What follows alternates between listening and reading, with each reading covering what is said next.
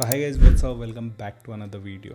आज की वीडियो में हम बात करेंगे IMU CET के बारे में। 5 मिनट के अंदर मैं आपको IMU CET का पूरा कॉन्सेप्ट समझा दूंगा, फ्रॉम एक एक पैटर्न से लेके क्या सिलेबस एग्जैक्टली पूछा जाता है। एंड आपके लिए bonus syllabus PDF description box में मिला है, तो आप वो भी चेक कर सकते हो। So let's start the video. So हम बात कर लेते हैं अब IMU CET एग्ज़ाम के बारे में। तो IMU CET एग्ज़ाम कौन कंडक्ट कराता है? IMU कंडक्ट कराता है, इंडियन मैरीटाइम यूनिवर्सिटी। कितने नंबर का आपका एग्ज़ाम होता है? आपका टोटल 200 क्वेश्चंस होते हैं इसमें, एंड 200 आपके मार्क्स भी होते हैं, 1 फॉर ईच करेक्ट, ठीक है, 1 marks for each correct answer. And then आपके माइनस 0.25 होता है, 0.25 का नेगेटिव मार्किंग भी है यहाँ पे। इसको लेके बहुत कन्फ्यूज़न होता है, बट इस चीज़ को याद रखना कि यहाँ पे आपको नेगेटिव मार्किंग भी मिलता है IMU CET के एग्जामिनेशन में। अब हम इसको ब्रेक करेंगे 200 क्वेश्चंस को, ये आप थोड़ा ध्यान से देखना, इसको भी लेके बहुत कन्फ्यूज़न है। तो we have physics 50 question, we have maths 50 question, then we have chemistry 20 questions, English में हमें मिल जाते हैं 40 क्वेश्चंस, एंड एप्टीट्यूड में हमें मिल जाते हैं 40 क्वेश्चंस। अब यहाँ पे जो एप्टीट्यूड के 40 क्वेश्चंस हैं, इसमें आपके 10 to 15 क्वेश्चंस जो होते हैं वो GK एंड करंट अफेयर से भी हो सकते हैं। जो रिमेनिंग क्वेश्चन होगा वो definitely quantitative aptitude and reasoning से होगा। तो दिस इज़ द ब्रेकडाउन, और ये फिक्स पैटर्न है। एक ही बार IMU CET एग्जामिनेशन होता है, only once in a year. पहले 2 बार होता था, अब 1 बार ही होता है, ठीक है, इस चीज़ को याद रखना। तो दिस इज़ द ब्रेकडाउन। अब सिलेबस को लेके क्या है, सिलेबस क्या पूछा जाता है यहाँ पे? तो जो यहाँ पे फिजिक्स, केमिस्ट्री और मैथमेटिक्स का सिलेबस है, दैट इज़ योर +2 लेवल का सिलेबस, जो कि प्रोस्पेक्टस में भी मेंशन्ड है। बट ये +2 लेवल होता क्या है ये?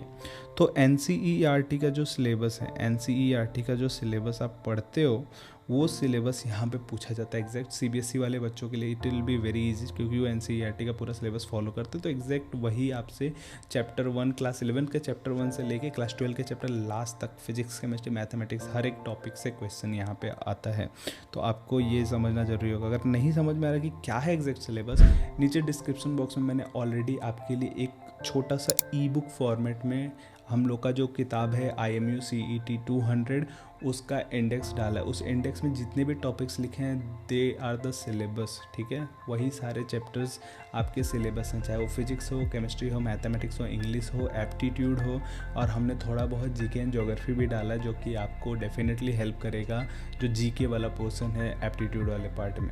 तो वो ई-बुक आप डाउनलोड करो, एंड वहाँ से आपको बहुत सारी चीज़ें पता चल जाएंगी। वहाँ से आपको सिलेबस पता चल जाएगा अगर आप किसी और बोर्ड से हो। एंड उससे भी ज़्यादा ज़रूरी एक और चीज़ है, उसी PDF के जस्ट ऊपर आपको एक गूगल फॉर्म मिलेगा। वो गूगल फॉर्म आप फिल करोगे तो अभी से लेके और जो आपका IMU CET है, स्पॉन्सरशिप है, सारी प्रिपरेशन की गारंटी हमारी होगी। सो जल्दी से जल्दी वो गूगल फॉर्म भी फिल कर लो। वापस आते हैं IMU CET के इस पे।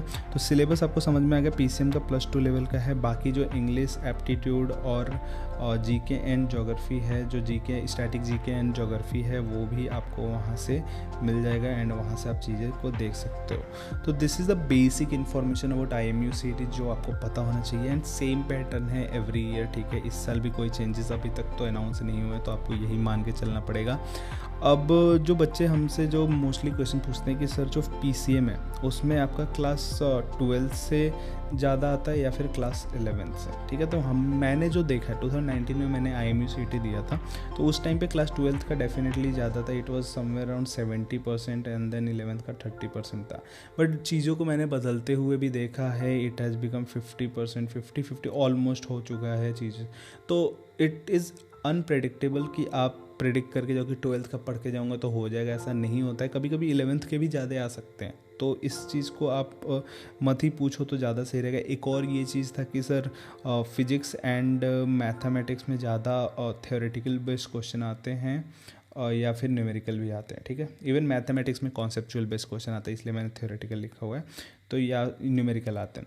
तो इसमें भी पिछले साल से मैं बहुत ही ज़्यादा वो हो गया हूँ कि फिजिक्स एंड मैथमेटिक्स में तो डेफिनेटली वो सम्स देंगे ही देंगे, बट फिजिक्स में भी पहले ये लोग थ्योरेटिकल ज़्यादा देते थे, बट अब न्यूमेरिकल बहुत ही ज़्यादा पूछा जा रहा है। न्यूमेरिकल बहुत ही ज़्यादा कर दिया गया है फिजिक्स में भी। तो इसके लिए भी आपको रेडी रहना पड़ेगा। ये होपफुली आपको समझ में आएगा। अब इसको ऐसा मान के चलो कि more than 50% questions in physics will be numerical, तो उसके लिए आपको ऑलरेडी प्रिपेयर होके रहना पड़ेगा। So this is about IMUCT। Hopefully आपको समझ में आ गया होगा क्या चीज़ें हैं, कैसी हैं। इसके अलावा अगर आपको कोई भी चीज़ पूछना तो you can put in the comment section, मैं उधर ही आपको रिप्लाई कर दूंगा। बाकी अगर आपको वीडियो अच्छी लगे तो just give it a like and do consider the Google form in the description, उसको फिल करो, we will help you out definitely. So thank you for watching this video.